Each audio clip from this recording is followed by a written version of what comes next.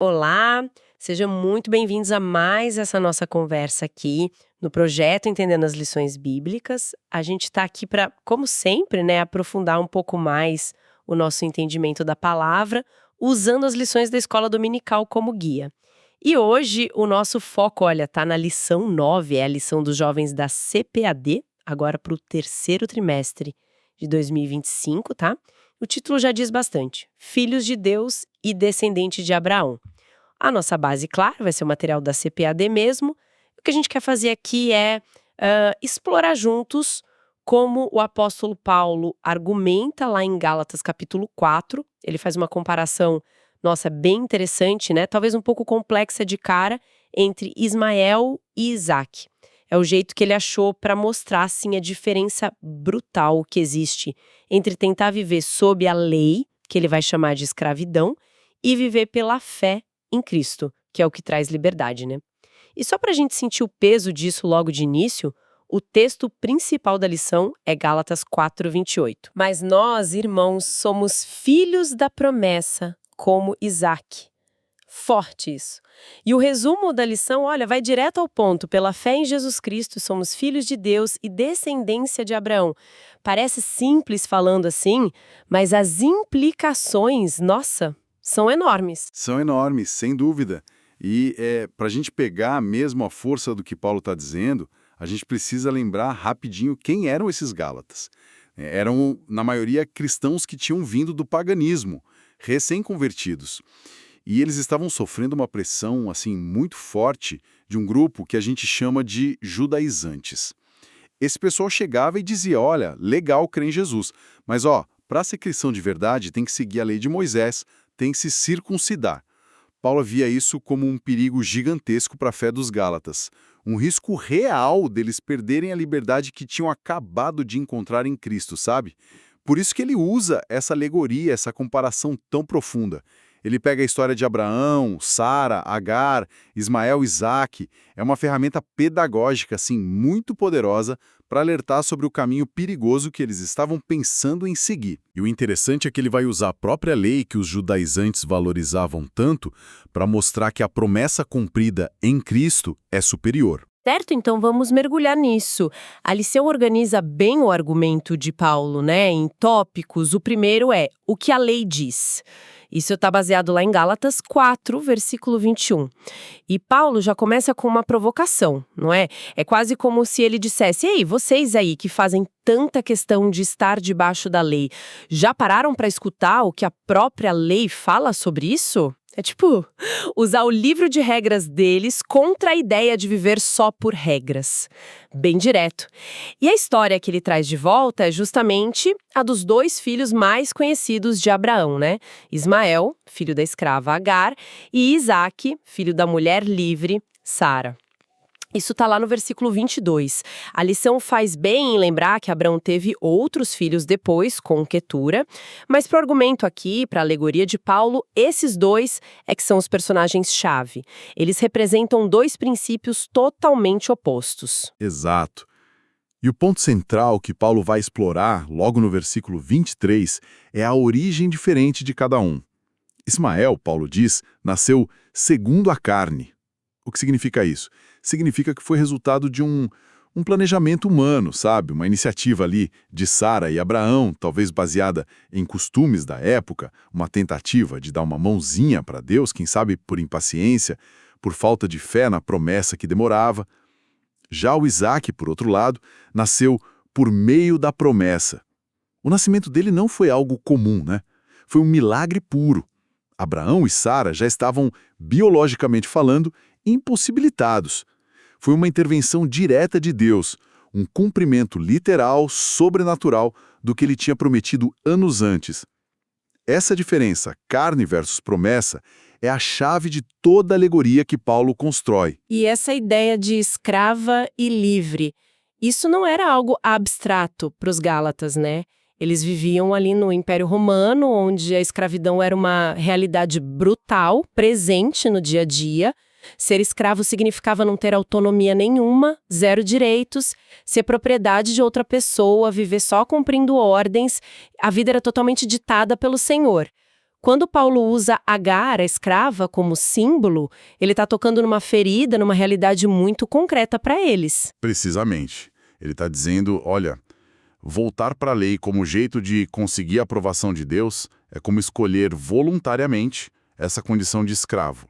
É se colocar debaixo de um sistema de regras, de obrigações que, em vez de libertar, aprisiona. A lei, nesse contexto que Paulo está combatendo, vira um senhor implacável, sabe? E a pessoa vive naquela ansiedade de cumprir tudo certinho, o que é impossível. E chega a ser irônico, né? Pensar que o povo de Israel, cuja história toda é marcada pela libertação da escravidão lá no Egito, pela busca constante por liberdade, agora tinha descendentes espirituais, esses gálatas, influenciados pelos judaizantes, pensando em voltar para uma forma de escravidão espiritual. Parece que a memória da libertação estava se apagando. Paulo está tentando, assim, reavivar essa memória e mostrar que a verdadeira liberdade veio com Cristo e ela supera a própria lei que foi dada lá no Sinai. Seguindo aqui a estrutura da lição, o segundo tópico vai mais fundo nessa distinção. O filho da carne e o filho da promessa, olhando para os versículos 22 a 29 de Gálatas 4. Aqui o contraste fica ainda mais claro, né? Sim. Vamos analisar um pouco mais o Ismael como filho da carne.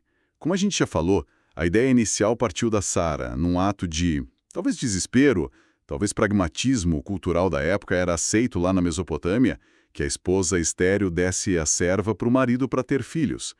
Mas, biblicamente, isso representa essa tentativa humana de realizar os planos de Deus pelos próprios meios, sabe? Pela força da carne, do esforço humano.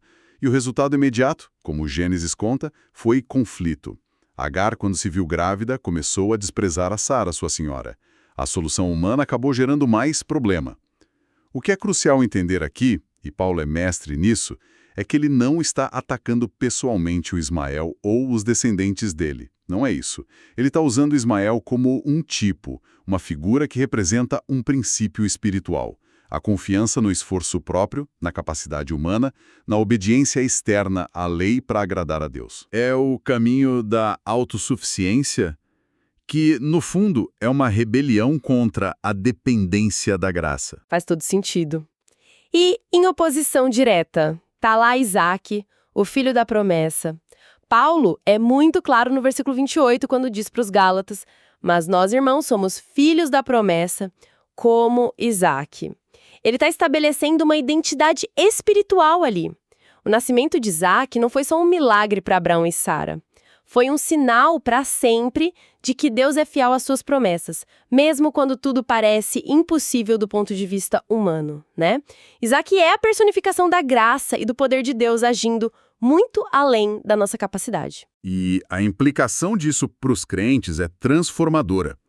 Ao crerem em Cristo, eles são como que enxertados na verdadeira descendência de Abraão, e não a descendência só física ou legalista, mas a espiritual, que vem pela fé na promessa. E essa, representada por Isaac. É uma nova linhagem, totalmente baseada na graça de Deus, não no mérito humano ou em guardar a lei. Ser filho de Deus e descendente de Abraão pela fé significa pertencer a essa linhagem de Isaac, entende? Entendi.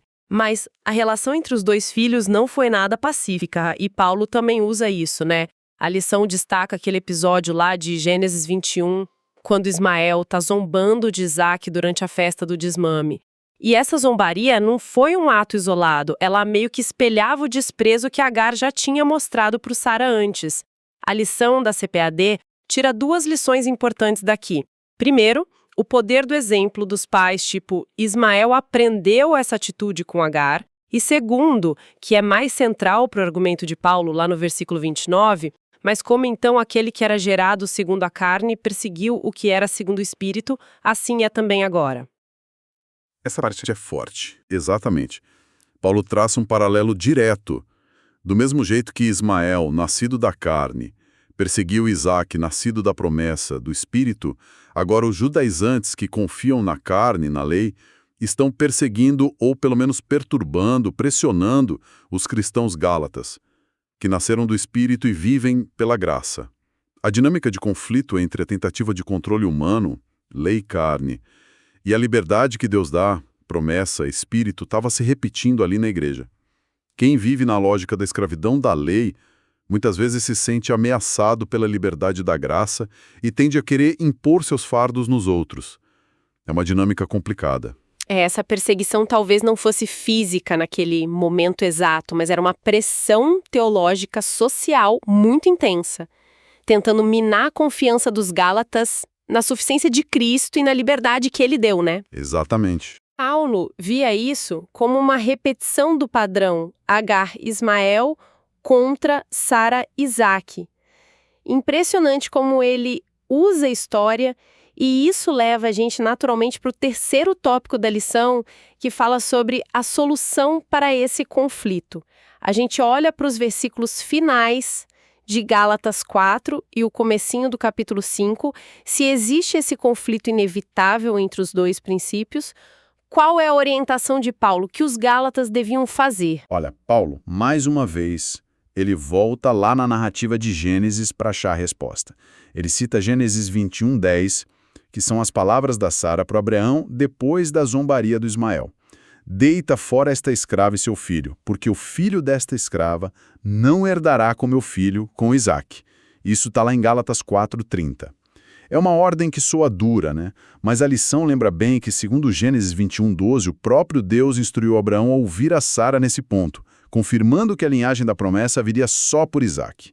E mesmo assim, Deus mostra sua misericórdia, prometendo cuidar de Ismael e fazer dele também uma grande nação. Mas a herança da promessa era de Isaque. Então a aplicação disso para os Gálatas fica bem clara, né? Ainda que seja radical. Deitar fora a escrava e seu filho significava, no contexto deles, rejeitar completamente os ensinos dos judaizantes. Não era para tentar misturar a lei e graça como meios para a salvação. Sabe, era para fazer uma escolha decisiva. Tinha que expulsar essa mentalidade legalista que estava ameaçando a pureza do evangelho da graça e a própria identidade deles como filhos livres. E Paulo meio que crava essa identidade no último versículo do capítulo 4, 31. De maneira que, irmãos, somos filhos não da escrava, mas da livre, ponto final. Nossa conexão espiritual definitiva não é com Agar, que na alegoria representa o pacto da lei do Sinai, ligada a Jerusalém terrena, a escravidão espiritual, mas sim com Sara, a mulher livre, que representa o pacto da graça, a Jerusalém celestial, a liberdade que a gente tem em Cristo. Nós somos da linhagem de Isaque, o filho da promessa. Essa é a nossa identidade. E a consequência prática dessa identidade vem com força total em Gálatas 5, versículo 1. A lição destaca esse versículo como crucial mesmo. Paulo dá duas ordens ali que estão ligadas. A primeira é um chamado para ação. Estai, pois, firmes na liberdade com que Cristo nos libertou. É um comando para defender ativamente essa liberdade, para não abrir mão dela de jeito nenhum, para valorizar isso como tesouro que é. Exatamente, não é uma liberdade passiva, para deixar quieta no canto, é algo para ser guardado, mantido com firmeza. E a segunda ordem complementa a primeira, mostrando que tem que ser evitado, e não torneis a meter-vos debaixo do jugo da servidão. A palavra jugo aqui traz aquela imagem dos bois presos num arado, né? Controlados por um guia.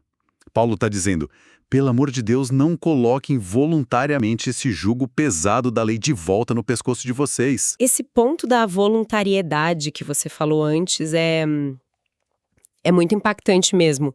Não era uma força externa obrigando eles, tipo um decreto do imperador. Era uma escolha interna que eles estavam sendo seduzidos a fazer, trocar a liberdade leve, libertadora de Cristo, pelo fardo pesado e escravizador do legalismo. Paulo está alertando. Não façam essa troca sem sentido. Permaneçam onde Cristo colocou vocês. Na liberdade. Percebe como a alegoria toda se desenrola de um jeito tão consistente? Começa com aquela provocação sobre ouvir a lei, aí passa pela análise contrastante dos dois filhos, das duas mães, expõe o conflito que existe entre carne e promessa e termina na solução radical. Rejeitar o caminho da servidão e ficar firme na liberdade que Cristo conquistou. É uma argumentação brilhante e, pastoralmente, era urgente para eles. Recapitulando, então, o centro da mensagem de Paulo, nessa passagem que a lição da CPAD explorou tão bem, é esse contraste fundamental. Ismael de um lado, Isaque do outro. Carne, esforço humano, lei, escravidão, versus promessa, fé, graça, liberdade. Para os Gálatas, entender essa diferença era questão de vida ou morte espiritual, para não abandonarem o verdadeiro evangelho. E para a gente hoje, continua sendo fundamental, né? Sim, a conclusão da lição reforça isso com clareza. Por meio da fé em Jesus, nós somos feitos filhos de Deus, herdeiros da promessa feita lá para Abraão, pertencemos à linhagem de Isaque. A gente não precisa mais da lei como um aio, um tutor para levar a gente até Deus ou para definir quem a gente é. A escolha crucial que Paulo botou na frente dos Gálatas continua na nossa frente, como cristãos. Vamos nos manter firmes na liberdade que Cristo nos deu, confiando só na sua graça? Ou vamos, de alguma forma, talvez sutilmente, tentar voltar para um jugo de servidão, buscando segurança em regras, em performances, em méritos próprios?